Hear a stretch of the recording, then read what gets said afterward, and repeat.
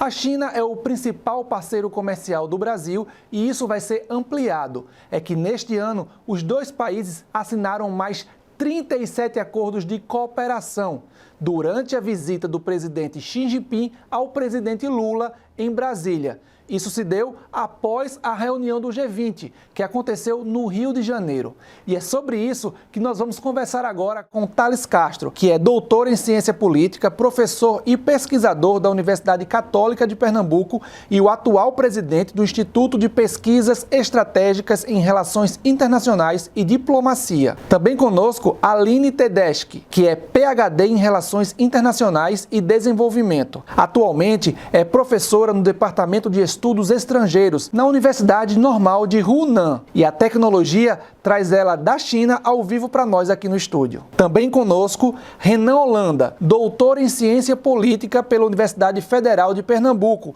onde atualmente é professor. Também atua como pesquisador da Coordenadoria de Estudos da Ásia, do Centro de Estudos Avançados da Universidade Federal de Pernambuco, onde coordena a Curadoria de Estudos Sino-Africanos. O presidente Xi Jinping chegou no dia 17 de novembro ao Rio de Janeiro para a cúpula do G20. Ainda no aeroporto, ele destacou que tinha testemunhado com seus próprios olhos o grande progresso socioeconômico do Brasil. Como vocês avaliam essa declaração tão importante para o nosso país? A gente vai conversar pelas damas, professora Aline.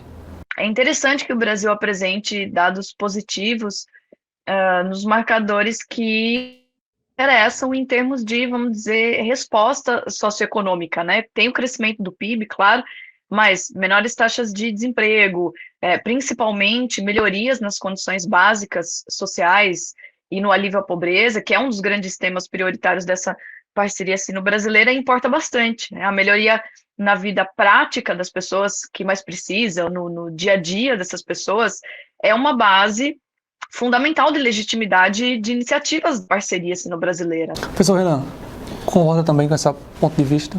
Sim, se estou certo aqui nas contas, a última visita do presidente Xi Jinping ao Brasil ocorreu em 2019, né, no âmbito da cúpula dos BRICS.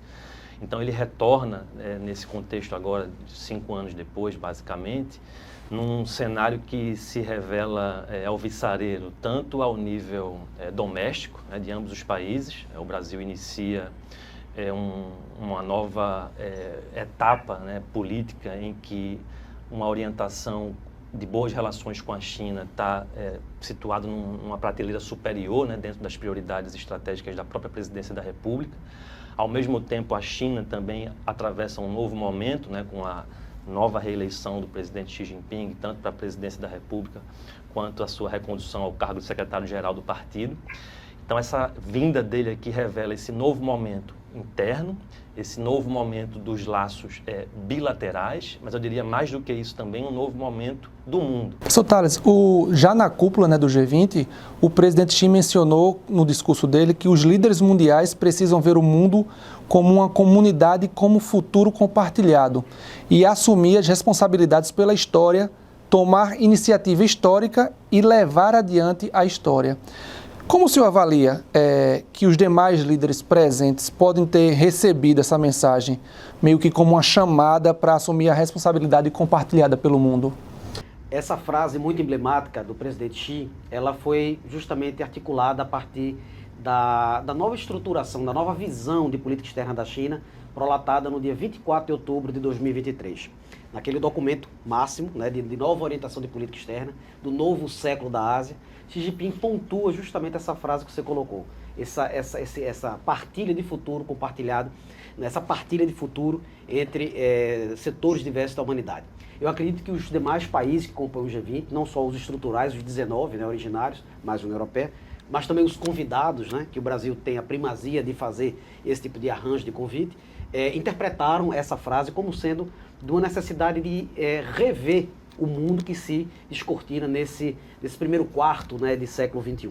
É um século de novas demandas, como ele próprio pontua, o presidente Xi, é um século de novas oportunidades e de alianças estratégicas no nível regional. Não nos esqueçamos que esse ano é um ano marco de 50 anos de relações diplomáticas bilaterais, e eu não tenho dúvida em dizer que, de fato, o Brasil é o principal interlocutor da China na América Latina. Professores, vocês observam que o mundo realmente caminha para que o presidente Xi chamou de necessidade de haver mais pontes de cooperação e menos pequenos quintais com muros altos, para que cada vez mais países em desenvolvimento tenham vida melhor e alcance a modernização? O Brasil está caminhando o mundo está caminhando nesse sentido? Eu diria que, para além de construir mais pontes, eu diria também que é pensar métodos, normas, formas distintas de se operacionalizar mecanismos de cooperação. A gente vive um período histórico que ele é sui generis em vários sentidos. Então, eu costumo dizer, parafraseando um professor norte-americano chamado Amitav Acharya, que a gente está entrando na época de um mundo multiplex, como se fosse um cinema. Você tem roteiros distintos, diferentes nacionalidades dos filmes, e você pode escolher.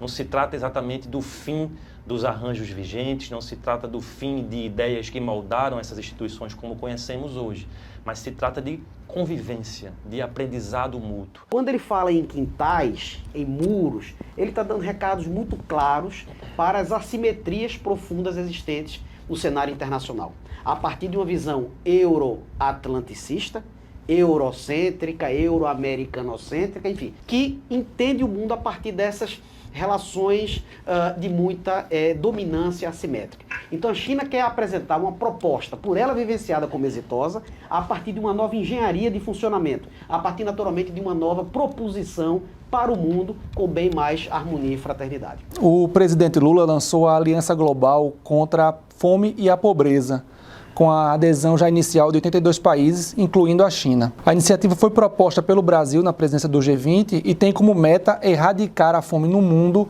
até 2030.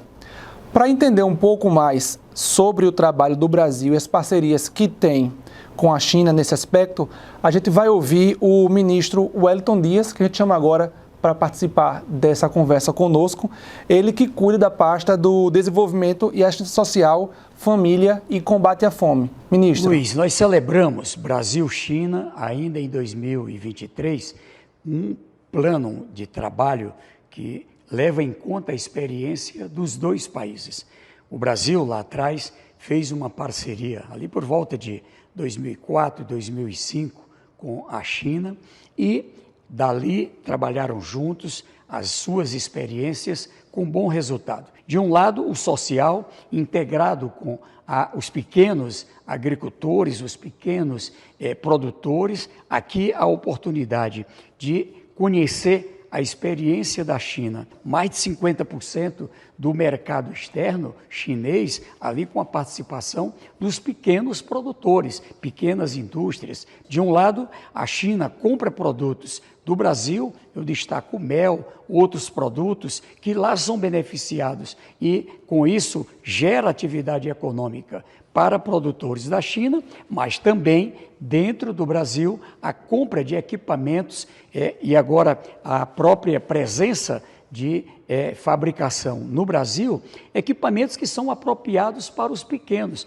desenvolvidos com tecnologias da China e agora Brasil-China. Esse caminho nós vamos prosseguir. Foi uma experiência extraordinária que veio para dentro da cesta de boas experiências da Aliança Global contra a Fome e a Pobreza e, junto, Brasil e China, vamos trabalhar como países que também vão estar colaborando com outros países em desenvolvimento. Além, é claro, de cumprir com as nossas metas de reduzir a fome até 2030. Muito obrigado, ministro. O ministro Wellington reiterou a meta da aliança de reduzir a fome até 2030, a experiência chinesa do combate à pobreza e a condição de ser um país fora do mapa da fome. O presidente Lula reitera sempre esse combate à fome como prioridade do governo dele, dos 3 governos dele. O que o Brasil pode aprender com as experiências chinesas para superar esse entrave do combate à fome aqui no Brasil, professora? Acredito que o Brasil pode tomar como uma perspectiva até a própria metodologia, né, como isso foi feito. O sucesso da China na redução da pobreza se baseou principalmente em 3 pilares: aumentar a renda das famílias rurais por meio da promoção do crescimento de empregos e indústrias não agrícolas também, aumentar a produtividade agrícola e investir em infraestrutura rural. E não dá para encerrar esse assunto agora. A gente vai continuar conversando sobre esse tema num próximo vídeo. E você não perde por esperar. O programa de alívio da pobreza direcionado da China, ele pode ser resumido pelo slogan: uma renda, 2 seguranças e 3 garantias. A partir dessa força geoeconômica, geopolítica, demográfica, enfim, eles podem redefinir as regras do jogo. E ao fazê-lo, China e Brasil, nessa aliança longeva, pode provocar mudanças nesse mesmo centro.